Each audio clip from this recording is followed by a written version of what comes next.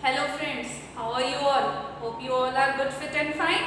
Okay, बेटा आज हम डिस्कस करेंगे how to rationalise the denominator and law of exponent. इससे पहले वाली वीडियो में मैंने आपको नंबर सिस्टम का इंट्रोडक्शन दिया था, कैसे हम रेशनल नंबर और रेशनल नंबर आइडेंटिफाई करते हैं, वो सब बताया था। तो इस वीडियो को देखने से पहले बेटा इससे पहले वाली वीडियो आप लेक्चर 1 जरूर देखेंगे नंबर सिस्टम का। तो चलिए फिर स्टार्ट करते हैं। So question number 1, check. आपको चेक करना है कि given number is a rational number और इरेशनल नंबर। 2 माइनस √5।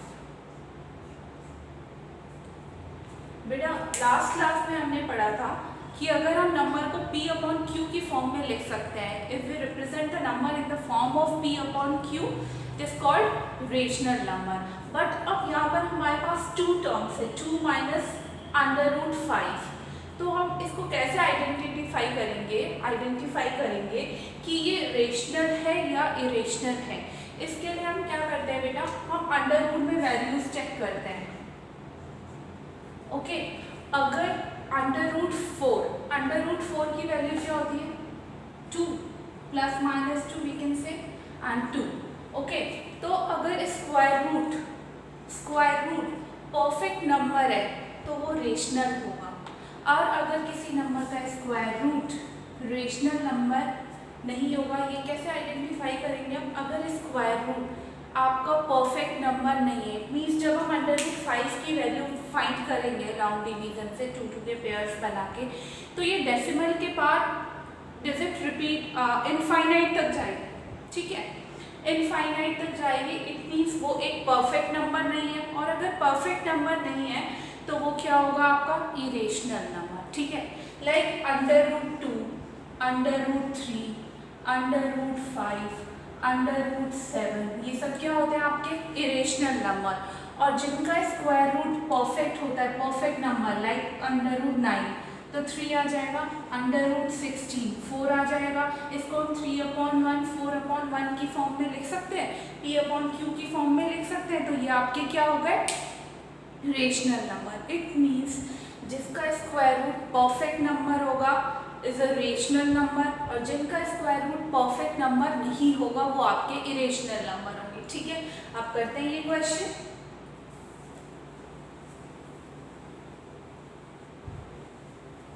देखिए बच्चे, इरेशनल नंबर में से आप कुछ भी सब्ट्रैक्ट करो, ऐड करो, मल्टीप्लाई करो या डिवाइड करो, वो इरेशनल ही रहता है। Irrational means non repeating, non terminating, ना तो रिपीट होगा और ना ही टर्मिनेट होगा। जब हम √5 की वैल्यू निकालेंगे तो वो डेसिमल के बाद इनफाइनाइट तक जाएगी, ना तो कोई नंबर रिपीट होगा और ना ही आपका डिवीजन टर्मिनेट होगा, तो वो क्या हो जाएगा इरेशनल नंबर। जब ये इरेशनल है, इरेशनल में से 2 में से हम रेशनल में से इरेशनल सब्ट्रैक्ट कर रहे हैं, तो वो भी आपका क्या होगा इरेशनल नंबर। तो ये क्या हो गया आपका इरेशनल नंबर। क्यों हुआ इरेशनल नंबर? क्योंकि √5 आपका इरेशनल है। ठीक है, नाउ नेक्स्ट क्वेश्चन देखिए, 2 + √3 माइनस √3। इस कंडीशन में क्या है, पहले हम ब्रैकेट ओपन करेंगे और उसको सॉल्व करेंगे। तो ये क्या हो जाएगा 2 + √3 माइनस √3। इस कंडीशन में प्लस माइनस ये आपका कैंसिल्ड हो गया, तो क्या बचा 2, परफेक्ट नंबर बचा, और इसको हम P/Q की फॉर्म में लिख सकते हैं। जब हम इसको P/Q की फॉर्म में लिख सकते हैं तो ये क्या हो गया आपका रेशनल नंबर। इट मीन्स ये पूरा आपका क्या हो जाएगा रेशनल। ओके बेटा, एक और देखते हैं। आपके पास है सपोज दैट 3 √5/√5। इस कंडीशन में भी क्या √5 कैंसिल हो गया, 3 बचा। 3 क्या है आपका रेशनल नंबर, तो पूरा 3 √5/√5 ये पूरा नंबर क्या हो गया रेशनल। क्यों रेशनल है?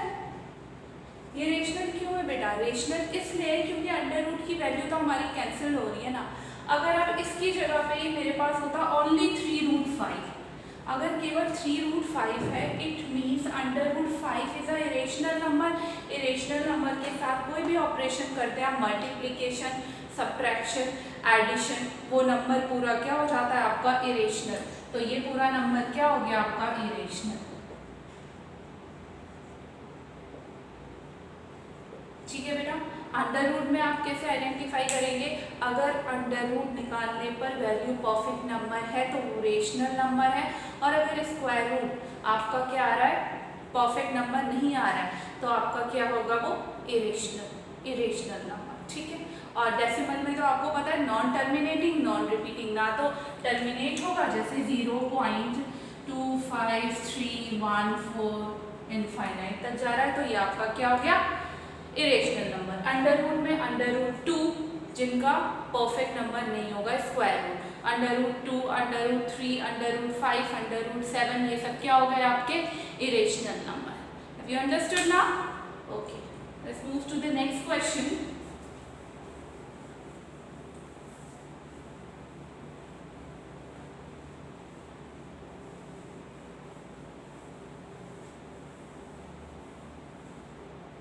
Simplify.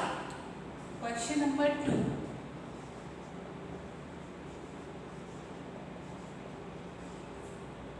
3 plus √3 into 2 plus √2.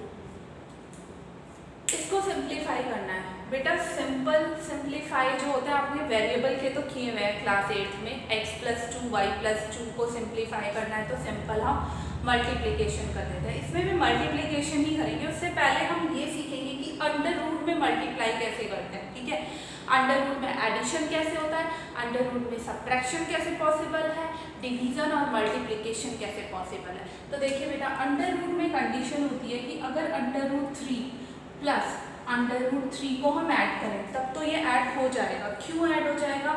Under root में अगर वैल्यू सेम है, √3 प्लस √3, तो ये इसको ऐसे समझ लो कि ये वेरिएबल की तरह वर्क करता है। x प्लस x क्या होगा आपका 2x, same as it is √3 plus √3 क्या होगा, यहाँ कुछ नहीं है मीन्स 1 है, √3 कॉमन ले लीजिए, 1 प्लस 1 कितना हो गया 2√3, सेम एज इट इज अगर मेरे पास है 2√3 प्लस 3√3, तो क्या है √3 कॉमन ले लो, क्या बचा 2 प्लस 3, तो क्या आ जाएगा 5√3। इट मीन्स कि नंबर्स ऐड होते हैं, नंबर्स ऐड होते हैं, वो भी कब, जब अंडर रूट में वैल्यू सेम हो। मैंने कहा 4√2 प्लस 2√2, तो 4 प्लस 2 6√2 आंसर। ठीक है, 2√4 plus 3√4, 3 plus 2 5√4। Condition under root में वैल्यू सेम होनी चाहिए। अगर अंडर रूट में वैल्यू सेम नहीं है तो एडिशन पॉसिबल नहीं है। ठीक है बच्चे, suppose we are having √5 plus √3, तो क्या एडिशन पॉसिबल है? नहीं। मैम ने क्या बोला कि अगर अंडर रूट में वैल्यू सेम नहीं है तो हम इसको ऐसे ही छोड़ देंगे, यही आपका आंसर हो जाएगा। ओके, कंडीशन क्या है, अंडर रूट में वैल्यू सेम होगी तभी एडिशन होगा। अगर अंडर रूट में वैल्यू सेम नहीं है तो आंसर वही रहेगा, √4 प्लस √2 पॉसिबल नहीं है। ठीक है, तो ये आंसर यही रहेगा। एडिशन और सब्ट्रैक्शन के रूल सेम है। अब सब्ट्रैक्शन को ले लीजिए, अगर मेरे पास है 4√5 माइनस 2√5, 4 माइनस 2 2√5 आंसर हो गया। ठीक है, लेकिन अगर यही अंडर रूट में वैल्यू सेम नहीं है, 4√3 माइनस 2√4, 2√5 कह देते हैं, 2√5, तो आपका सब्ट्रैक्शन पॉसिबल नहीं है। क्यों? क्योंकि अंडर रूट में वैल्यू सेम नहीं है। अब ऐसे नहीं करोगे कि नंबर्स माइनस कर दिया, अंडर रूट में वैल्यू यही छोड़ दी, नहीं। अगर अंडर रूट में वैल्यू सेम नहीं है तो हम सब्ट्रैक्शन नहीं कर सकते। Okay, understood? Have you understood ना? देखो, अंडर रूट में वैल्यू सेम है तो पॉसिबल है एडिशन और सब्ट्रैक्शन। अगर अंडर रूट में वैल्यू सेम नहीं है तो एडिशन और सब्ट्रैक्शन पॉसिबल नहीं है, वही आपका आंसर हो जाएगा। Multiplication division is so easy, वो हर कंडीशन में हो जाता है। देखो, अगर मेरे पास है √2 इंटू √3, तो ये आपका सिंपल मल्टीप्लिकेशन जैसे होता है, इसको वैसे ही सॉल्व करेंगे। √2 इंटू √3 नंबर्स के मल्टीप्लाई कर दो, √6 √2 इंटू √2 क्या हो जाएगा √4, और आप कह सकते हो 2, √4 की वैल्यू क्या होती है 2, ठीक है। √5 इंटू √2 तो क्या हो जाएगा √10। मल्टीप्लिकेशन और डिवीजन वैसे ही होता है जैसा आपका सिंपल मल्टीप्लिकेशन और डिवीजन है। और आप इसको और इजी बनाना चाहते हो तो आप ये कह सकते हो, जब अगर अंडर रूट में वैल्यू सेम होती है और हम मल्टीप्लाई करते हैं √5 इंटू √5 √6 इंटू √6 तो देखो क्या होता है √2 इंटू √2 अंडर रूट रिमूव हो जाता है और वही नंबर आ जाता है 2 आंसर। √5 into 5 √6 into √6 6। अगर 2 टाइम्स मल्टीप्लाई कर रहे हैं और अंडर रूट में वैल्यू सेम है तो अंडर रूट रिमूव हो जाता है और वही नंबर आंसर आ जाता है, ठीक है।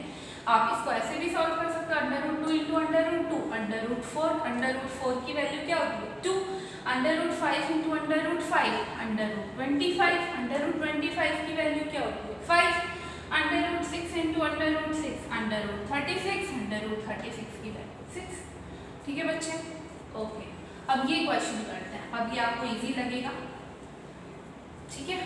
कैसे करेंगे इसको सॉल्व, पहले 3 से इस पूरे को multiply 2 plus √2, second term plus √3 से पूरा नंबर मल्टीप्लाई करो मल्टीप्लिकेशन, ये तो सिंपल है 3 इंटू 2 6 प्लस 3√2 एक नंबर है और एक स्क्वायर रूट है तो 3√2 प्लस ये क्या हो जाएगा आपका 2 √3 प्लस √3 इंटू √2 3 इंटू 2 6 तो √6। अब एडिशन तभी पॉसिबल है अगर अंडर रूट में वैल्यू सेम हो, यहाँ है √3 √6 तो क्या एडिशन पॉसिबल है नो, तो यही आपका आंसर हो जाएगा, यहीं पे आंसर छोड़ देंगे, ठीक है। नेक्स्ट क्वेश्चन देखते हैं, इसी का सेकंड पार्ट।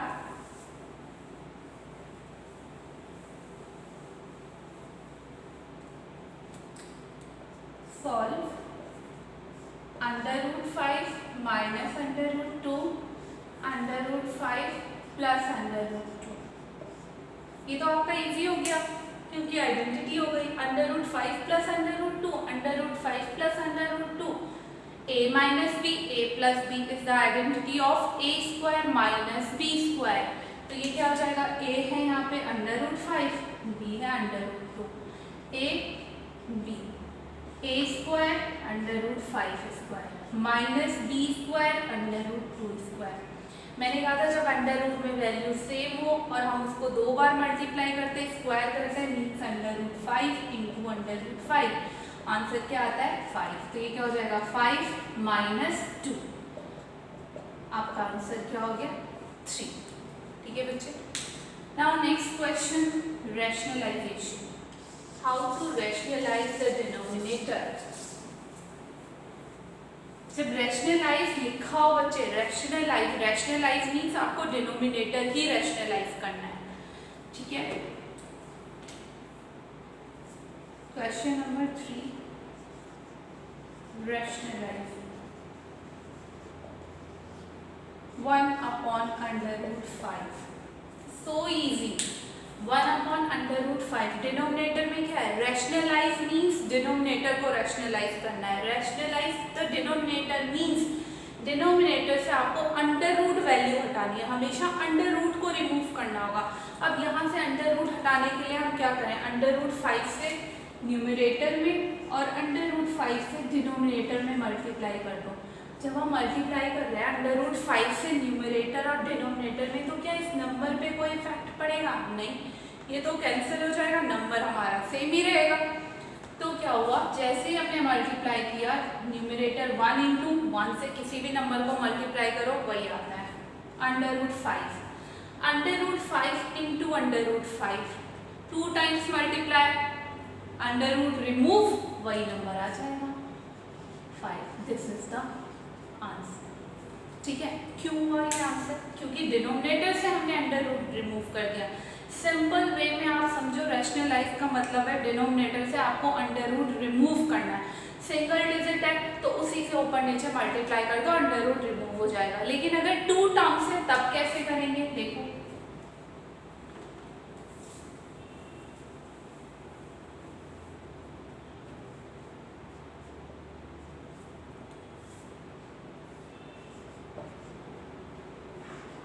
अब देखिए यहाँ पे हमारे 2 टर्म्स हो गए, under root 7 minus under root 6। Rationalise means denominator से अंडर रूट वैल्यू हमें रिमूव करनी है, अंडर रूट को रिमूव करना है, ठीक है। तो हम क्या करेंगे, इसके कॉन्जुगेट से मल्टीप्लाई करेंगे न्यूमरेटर और डिनोमिनेटर में, ठीक है। जो भी हम करते हैं वो न्यूमरेटर में भी करेंगे, डिनोमिनेटर में भी करेंगे, क्योंकि we can't change the number, हम नंबर चेंज नहीं कर सकते। इसलिए हम जो भी मल्टीप्लाई करेंगे, जो भी ऑपरेशन करेंगे इन न्यूमरेटर एंड डिनोमिनेटर दोनों में करेंगे, ठीक है। तो conjugate of under root 7 minus under root 6 क्या होगा, कॉन्जुगेट मीन्स जो आपका मिडिल में साइन है उसको चेंज कर देता है, माइनस प्लस हो जाएगा, प्लस है तो माइनस हो जाएगा, ठीक है। तो इसका कॉन्जुगेट क्या हो गया, under root 7 plus under root 6 upon under root 7 plus under root 6। अब देखो बेटा, 1 से जब हम किसी भी नंबर को मल्टीप्लाई करें वही नंबर आता है, तो न्यूमरेटर तो हो गया आपका under root 7 plus under root 6। Denominator में आ जाते हैं a minus B, a plus B, identity a square minus b square, तो ये हो गया आपका under root 7 square minus under root 6 square. So it will be under root 7 plus under root 6 upon under root 7 square is 7 minus 6. So we will get the answer under root 7 plus under root 6 upon 1. Now again look here, under root removed. It means answer is under root 7 plus under root 6. Denominator लिखो या ना लिखो, because in denominator is 1, denominator में क्या है आपका 1, तो आपका आंसर क्या हो गया under root 7 plus under root 6। अगर 2 टर्म्स है then how to remove the denominator, under root from denominator, we multiply the conjugate of the number in denominator. जो भी नंबर आपका डिनोमिनेटर में है उसके कॉन्जुगेट से आप न्यूमरेटर और डिनोमिनेटर में मल्टीप्लाई कर दोगे। Under root 7 minus under root 6 conjugate क्या होगा, प्लस, अगर प्लस होता हो तो कॉन्जुगेट क्या होगा, माइनस, ओके। एक और क्वेश्चन करते हैं इसी टाइप का।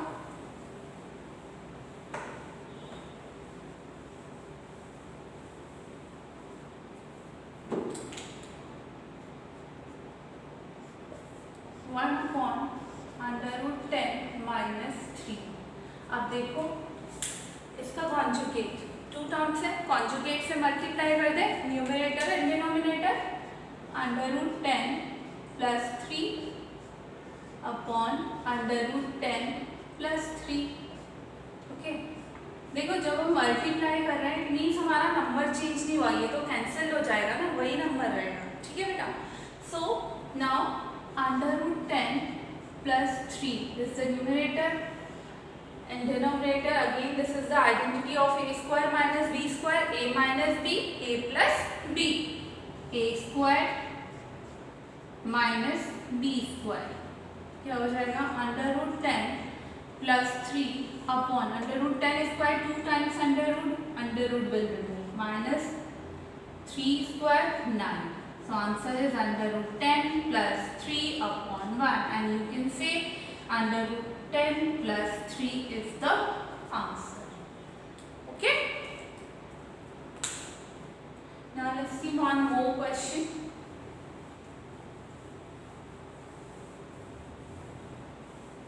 इसी टाइप का एक और क्वेश्चन देखते हैं, 4th part. Under root 3 plus under root 2 upon under root 3 minus under root 2। अब तक जितने भी हमने करे उसमें न्यूमरेटर में 1 था ना, यहाँ भी न्यूमरेटर में अंडर रूट है, यहाँ भी डिनोमिनेटर में भी अंडर रूट है, पर हमेशा रैशनलाइज मीन्स जब तक वहाँ पर मेंशन ना हो कि न्यूमरेटर को रैशनलाइज करना है, डिनोमिनेटर बाय डिफॉल्ट डिनोमिनेटर ही रैशनलाइज होता है, ठीक है। सो हम रैशनलाइज किसे करेंगे, डिनोमिनेटर को। तो √3 माइनस √2, इसका कॉन्जुगेट क्या होगा, √3 प्लस √2 से न्यूमरेटर और डिनोमिनेटर दोनों में मल्टीप्लाई कर देते हैं, √3 प्लस √2, √3 प्लस √2 करो। देखिए बच्चे, ऊपर है हमारे पास न्यूमरेटर में √3 plus √2, √3 plus √2 2 time, so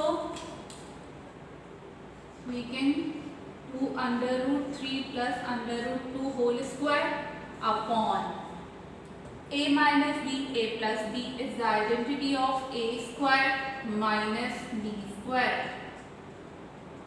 Now a plus b whole square identity क्या होती है, a plus we know that a plus b whole square is equal to a square plus b square plus 2ab. Here a is √3 and b is √2, ठीक है। a क्या है √3 और b क्या है √2, तो करिए a square √3 square plus √2 square plus 2ab. a is √3 and b is √2 upon √3 square 3 minus 2 कर √3 का स्क्वायर √3 2 टाइम्स मल्टीप्लाई करेंगे, then √9 and value of √9 is 3, और सिंपल कह सकते हैं √ रिमूव हो जाएगा, प्लस 2 प्लस 2 √ वैल्यूज मल्टीप्लाई होंगी, इसके साथ √ नहीं है तो ये ऐसे ही रहेगा, √3 इंटू √2 √6 अपॉन 3 माइनस 2 इज 1। अब जो परफेक्ट नंबर है वही आपस में ऐड होंगे, √ वाला √ के साथ ही ऐड होता है, और √ कोई दूसरा नंबर नहीं है। So answer will be 5 3 plus 2 5 plus 2 √6 upon 1, and you can say 5 plus 2 √6 is the answer. Okay बेटा, बच्चे इस टाइप के क्वेश्चन रैशनलाइजेशन आप पहले वीडियो देखो, उसके बाद इस टाइप के कम से कम 4 to 5 क्वेश्चन अपने आप ट्राई करो। जब तक आप प्रैक्टिस नहीं करेंगे, अपने आप क्वेश्चन सॉल्व नहीं करेंगे, तब तक आपको नहीं आएगा, ये आपके लिए नया है, ठीक है। तो इसको आप अच्छे से प्रैक्टिस करेंगे, and this is very important for exam purpose, जरूर आता है ये। इसमें हम एक्स्ट्रा क्वेश्चंस करेंगे आगे चल के कि ए और बी की वैल्यू फाइंड करना, ये अभी हम 9th में पढ़ रहे हैं ना, रैशनलाइजेशन की डिनोमिनेटर को रैशनलाइज करना है। बट जब आप हायर क्लासेस में जाओगे तो कभी भी आंसर को हम अगर डिनोमिनेटर में √ की वैल्यू आ रही है तो आंसर वहाँ पे लीव नहीं करते, वहाँ नहीं छोड़ते। हमेशा आप क्या करोगे, सपोज दैट कोई आप हाइट एंड डिस्टेंस का या कोई क्वेश्चन सॉल्व कर रहे हो और आपका आंसर आ गया 2/√3, तो आप ये आंसर नहीं लिखोगे, ठीक है, ये आंसर नहीं लिखोगे। अगर आप ये आंसर लिख कर आते हो तो बेटा बोर्ड में आपके मार्क्स कटते हैं। क्यों? क्योंकि अगर डिनोमिनेटर में आपका √ वैल्यू आ गई, इसका मतलब ये है कि आपको रैशनलाइज करना ही है, क्वेश्चंस में गिवन हो या ना हो, इसलिए आपको रैशनलाइजेशन सिखाया जाता है 9th में। क्योंकि 9th ऑनवर्ड आप जो भी करोगे उसमें अगर आपके डिनोमिनेटर में √ की वैल्यू आ रही है तो आपको रिमूव करना ही है। कैसे करोगे? अभी बताया था मैंने आपको, √3 है तो ऊपर भी √3 से मल्टीप्लाई कर दो, नीचे भी कर दो, ये क्या हो जाएगा 2/√3/3। अब ये होगा फाइनल आंसर, ठीक है बच्चे। तो इसे आप बहुत अच्छे से प्रैक्टिस करेंगे, okay.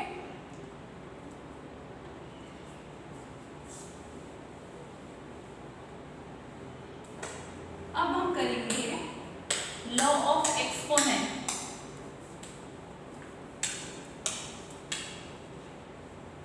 Law of exponent, I think beta you have already studied in class 8th, ठीक है। लॉ ऑफ एक्सपोनेंट क्या है देखिए,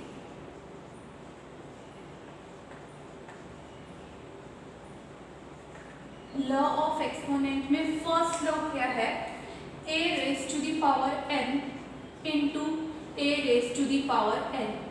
जब हम दो नंबर को मल्टीप्लाई करें, एक्सपोनेंट, लॉ ऑफ एक्सपोनेंट क्या है, if base is same then powers add हो जाती हैं। a raised to the power m plus n।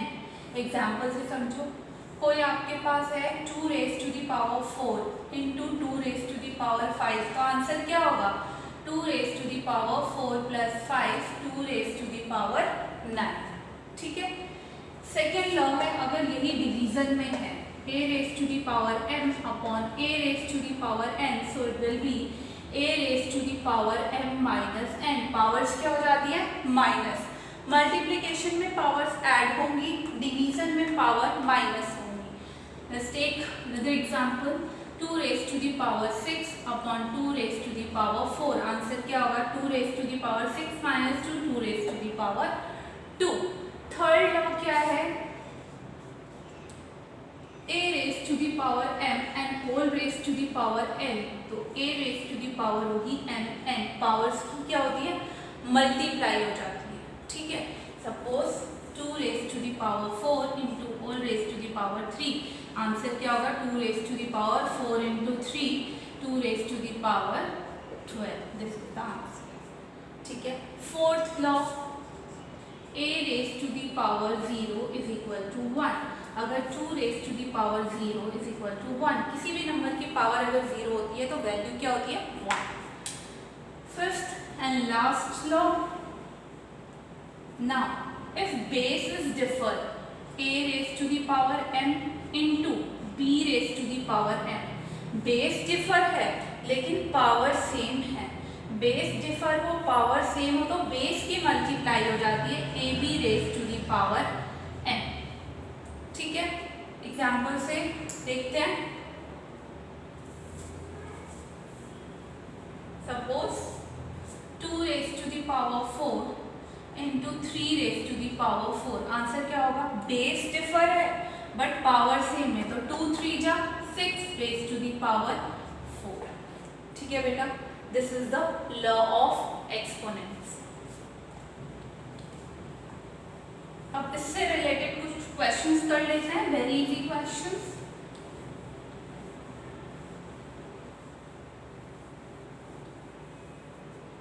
देखिए फर्स्ट क्वेश्चन है 64 raised to the power 1/2, simplify.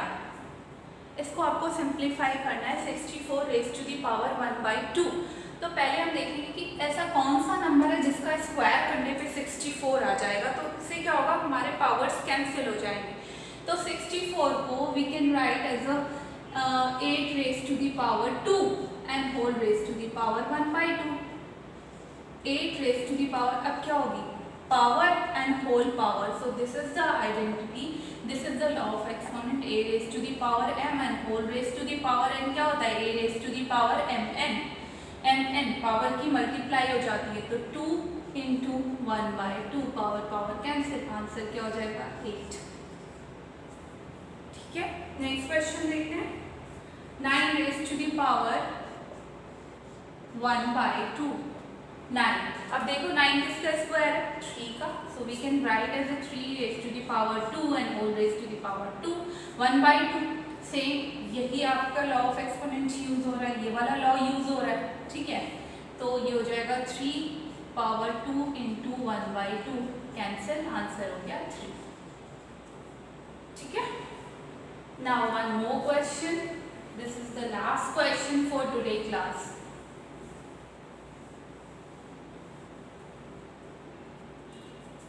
raised to the power 2/3 into 2 raised to the power 1/3। ये बेटा आपके NCERT में questions है, सो इजी क्वेश्चंस। ठीक है, पहले आप इजी से स्टार्ट करेंगे, फिर हम एक्स्ट्रा क्लास में इसके थोड़े हायर ऑर्डर क्वेश्चंस करेंगे। ठीक है, सो यहाँ बेस सेम है तो पावर मल्टीप्लिकेशन में है, तो कौन सी लॉ यूज हो रहा है यहाँ पे, we know that a raised to the power m into a raised to the power n is equal to a raised to the power m plus n। Base से पावर्स ऐड प्लस 1/3 ऐड करो, 2 raised to the power LCM 3 2 plus 1 2 raised to the power 3/3 1 2 raised to the power 1 and you can say 2। This is the answer। ठीक है बच्चे, तो बच्चे आज हमने क्या सीखा, simplification, how to multiply under roots, rationalization and law of exponent. Video देखने के बाद आप हर टाइप के क्वेश्चंस करोगे एटलीस्ट 4 and 5. ठीक है बच्चे, ये है आपका नंबर सिस्टम का लेक्चर 2. लेक्चर 2 करने से पहले आप लेक्चर 1 देखोगे, then you will try the question related to this video. Okay बच्चे, तो नेक्स्ट क्लास में हम फिर मिलते हैं लेक्चर 3 के साथ of number system. Till then bye bye, take care.